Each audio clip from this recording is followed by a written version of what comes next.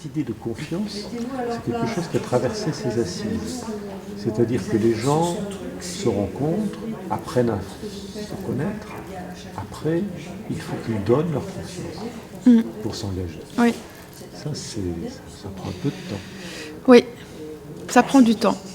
Ça prend du temps, ça fait partie de l'humain, hein, c'est la nature humaine, la confiance. Et ce genre d'assises, c'est là où se noue la confiance, c'est dans ces moments-là. C'est là où elle se révèle plutôt, je dirais. C'est là où elle se révèle, qu'elle se concrétise, qu'elle se renforce. Et puis c'est là aussi où elle devient de façon très perceptible pour ceux qui ne sont pas encore en coopération ou qui voudraient en faire. C'est là où effectivement ils sentent les ingrédients d'une coopération réussie. Donc ça fait partie aussi des enseignements des assises, de telles assises. Qu'est-ce qu'on peut retirer comme élément de progression, d'avancée, d'espoir pour continuer à avancer.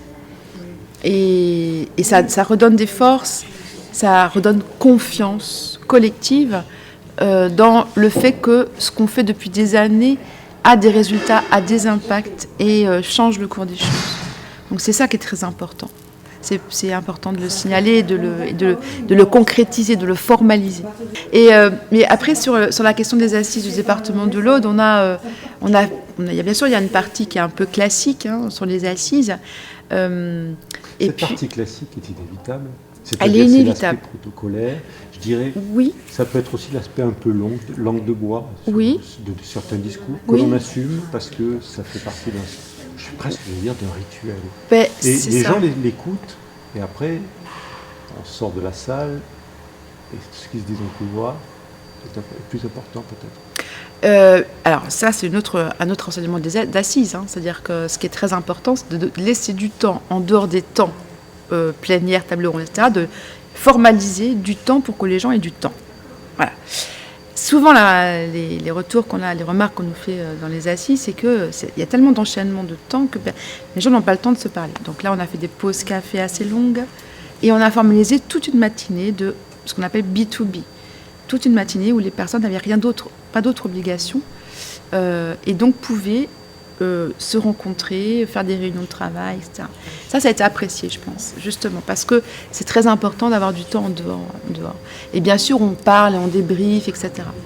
Mais j'avoue que ces assises-là, même si on a une base classique, on a innové.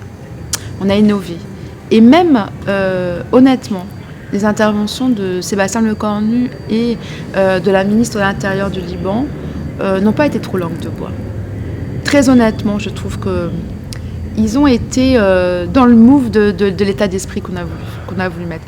On a voulu faire des assises humaines, sincères, authentiques, à la fois avec beaucoup de sens de fond et de travail, et en même temps avec de la convivialité, du bonheur et du plaisir. Et je pense qu'au final, ça se ressent comme ça. Je pense que c'est le bilan que je peux en faire. Je pense qu'on a ressenti du plaisir, du bonheur dans les participants. Et ça, pour moi, c'est la plus belle récompense, quoi. Donc on a innové dans la façon dont on a fait de rythmer toutes les assises. C'est-à-dire c'était quoi ce rythme? On a fait... D'ailleurs, en amont, des préparations avec des grilles pour les animateurs, pour les intervenants. On dit qu'il faut que vous ayez... On a posé 5 questions. Disons, à chaque fois que vous faites un atelier où vous interviewez quelqu'un, vous interrogez quelqu'un ou vous animez une séance, ayez en tête ces 4 ou 5 questions pour aller chercher les réponses chez vos interlocuteurs. Donc il y a eu un gros travail en amont. On a innové peut-être dans la forme, le placement dans les ateliers. On a mis les gens non pas en randonnion, mais en face à face, pour que les échanges et le dialogue se créent, parce qu'on est sur les échanges de pratiques. Voilà. On a innové sur les